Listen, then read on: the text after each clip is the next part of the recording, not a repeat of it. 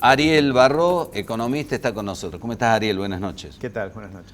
Bueno, Ariel, se vienen meses muy difíciles, lo ha dicho el presidente electo. En algún momento a Macri se le criticó no haber dado a conocer un diagnóstico claro de lo que tomó en su momento. El propio Macri llegó a decir que lo de Milei es mucho más grave, hereda una situación más grave de la que él asumió en su momento. Parece que Milei está dispuesto por lo menos a no mentirle a la gente, ¿no? Así es, sí, el diagnóstico que tiene Milei, sobre todo apoyado lógicamente en los datos que venimos viendo, que venimos trazando hace por lo menos los últimos 6 meses, aceleración de la inflación, no hay reservas, el cepo, faltantes para la producción, hasta para insumos básicos de la salud, se pega ahora con un pronóstico hacia el futuro una vez que él tome las medidas que considera que tiene que tomar a partir del 11 de diciembre, que tiene que ver con recorte fiscal, como fue anunciado, digamos. La campaña la hizo con una motosierra. No va a sorprender a nadie que va a haber recortes fiscales, que va a haber reacomodamiento de precios, la suba de algunos precios que hoy están congelados, tarifas, el mismo dólar oficial, que hoy ya casi no es una referencia, pero sigue congelado un valor que ya no tiene nada que ver con la realidad. Está viendo que incluso hasta una cuota de una empresa de medicina prepaga en enero podría llegar a subir hasta un 40%. Bueno, hay muchas cosas que están pisadas. Milei, como buen liberal, dice, bueno, hay que sacarle el pie de encima y después esto se va a acomodar. El tema es a qué altura se va a acomodar y cómo se acomoda todo eso, ¿no? Tampoco es fácil. No es fácil y la posibilidad de hacer una estabilización parado sobre esta distorsión de precios que hay, te da a muy corto plazo que se va a repetir, digamos, el problema. El diagnóstico de que hay que reacomodar los precios relativos, que lógicamente en Argentina va a ser con los precios que tienen que subir a la suba, porque los que están excesivamente altos no van a bajar. Entonces, ese reacomodamiento inicial para después estabilizar puede llevar un tiempo, va a llevar un tiempo, aún saliendo bien, aún en el mejor escenario, va a llevar un tiempo, 4 o 6 meses, y a partir de ahí una estabilización que pueda ser más durable es lo esperable. Milei habla de incluso 18 o 24 meses, quizás es un periodo muy largo. En el medio lo mejor que podría pasar es que junto con la estabilización se empiecen a tomar medidas que den credibilidad a que la reducción del déficit fiscal va a ser perdurable, vuelva a creerse en la economía, aumente de nuevo la inversión. Digamos, todas cosas que no se quieren decir que van a ocurrir porque sería plantear algo que como que está cerca y no está cerca. Hoy estamos en una crisis muy fuerte y va a ser muy difícil revertirla porque se vinieron acumulando con lo largo que fue el periodo eleccionario, que en el medio incluyó medidas que reforzaban todos los cepos, reforzaban el déficit y demás, se acumuló algo muy difícil de salir de manera rápida. Ahora, la credibilidad que pueda mantener Milei va a ser clave en todo esto, ¿no? Sí, porque tiene que ver, la credibilidad se va a pegar, o la falta de credibilidad se va a pegar rápidamente con la evolución de los precios de los títulos públicos, va a tener que ver con la entrada o no de dólares, que hoy estamos con los dólares negativos, para permitir que el desarme de algunos problemas que tenemos, sobre todo los fiscales, pero también los monetarios, el famoso problema de las LELIQs, pueda resolverse de manera durable. Si no, van a ser parches, digamos. Perdón, Ariel, hoy no puede salir del cepo, ¿no? La salida del cepo inmediata hoy no es posible porque faltan los fondos para darle salida a todos los pesos que hay en la economía y que el cepo precisamente está conteniendo esa salida de pesos, porque no pueden ir al dólar. Hoy salir del cepo, tratar de desarmar rápidamente las LELIQ implica la posibilidad de que muchos pesos vayan a querer ir a demandar estos dólares que efectivamente y concretamente no están en la economía. ¿De qué habla Milei cuando habla de desarmar la bomba de las LELIQ? ¿Qué son las LELIQ, si lo podés explicar en términos simples? Muy simplemente, las LELIQ es una deuda del Banco Central. Cuando el Banco Central emite demasiado dinero, la cantidad de dinero que hay dando vuelta en la economía, lógicamente hija del déficit fiscal, La emisión es para financiar el déficit. Como es tanto dinero el que se emite y estando en la economía genera inflación, y hasta el propio kirchnerismo lo reconoció, el instrumento para sacar esos pesos es que el Banco Central le dice a los bancos: dame a mí esos pesos y yo te doy a cambio un papel, un título, una LELIQ.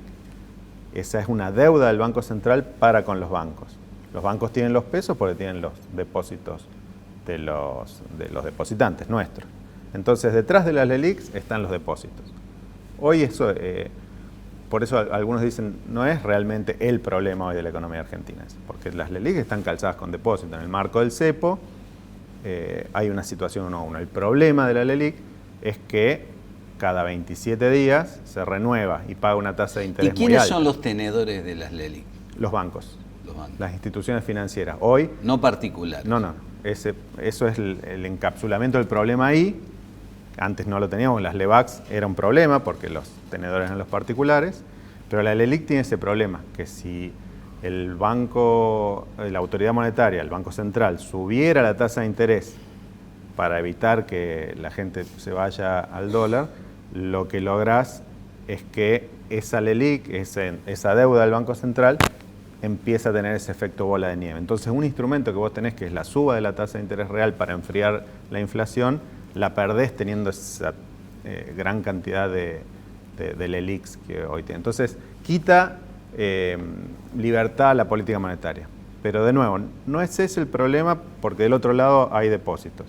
El problema es seguir engordando, digamos, esa bola de LELIQ con el déficit fiscal.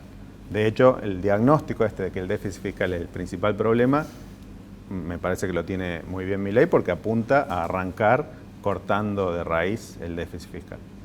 Ahora, a Luis Toto Caputo lo presentaron o lo vendieron a la opinión pública como alguien, hablando en cordobés básico, muy picante para desarmar la bomba de las LELIQ y con muchos contactos en el exterior. Como economista, ¿quién es Toto Caputo?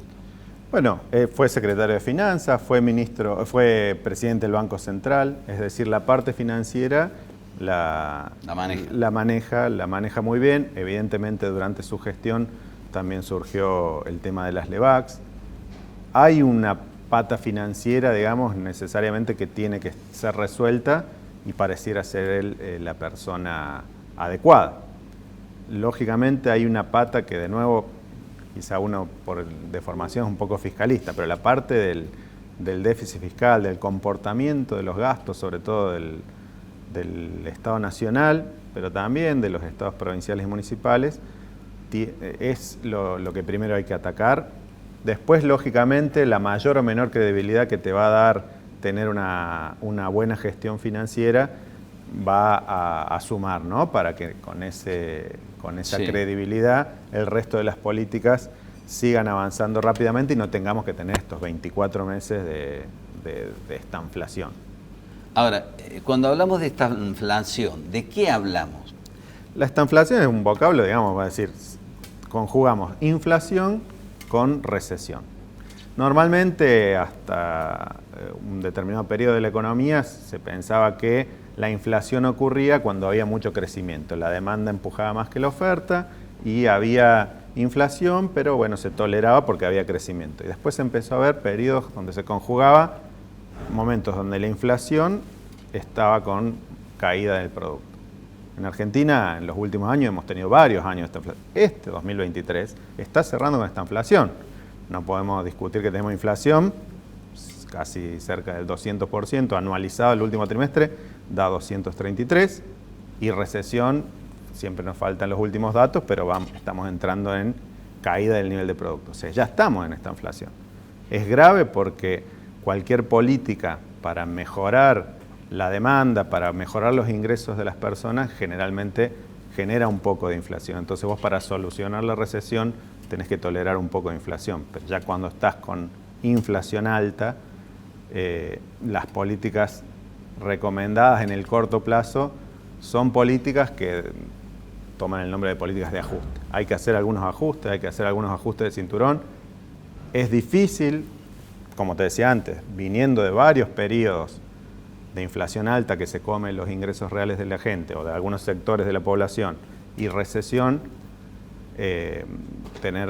encontrar en la población, ¿no?, la paciencia para ofrecerle 6 meses más, 10, 12 meses más de lo mismo. Con esta inflación cuando hablamos de un parate, de una recesión, y sin planes, platitas de por medio, es secar también la plaza, ¿no? Sí, yo creo que la apuesta tiene que ver, y por el mismo diagnóstico que se hace, a que todo el entramado de la estructura de regulaciones, burocracia, es decir, todo lo que hace que los mercados, los distintos sectores no tengan libertad, desarmar eso con cierta velocidad va a dar la posibilidad de que la economía crezca, o que varios sectores de la economía, los que son más productivos, los que Argentina tiene más ventajas comparativas, desde la parte primaria, producción agrícola, agropecuaria, hasta la economía del conocimiento, puedan realmente explotar su potencial. Entonces, no necesariamente toda la política tiene que ser recesiva para todos los sectores, pero sí la desregulación y la apertura a algunos sectores los va a beneficiar, y algunos, enfrentados con una mayor competencia, probablemente sufrirán el ajuste. La idea es equilibrar esas posibilidades. Bueno, hasta los países que pregonan el libre comercio y han hecho una bandera como los Estados Unidos tienen una política proteccionista para algunos de sus productos. ¿Vos creés que las industrias, las empresas argentinas están en condiciones de salir al mundo? Es decir, tiramos abajo todo este andamiaje de controles y salimos a competir en un plano de igualdad, ¿o eso podría tirar abajo más empresas? No, en muchos sectores sí.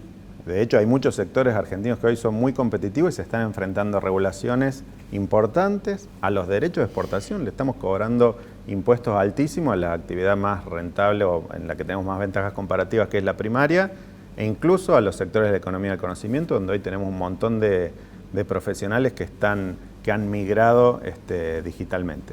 Viven acá, pero no generan su actividad acá por la cantidad de regulaciones existentes que hay, por la dificultad que tienen para ingresar los dólares que están generando. Esas actividades tienen que ser liberadas rápidamente.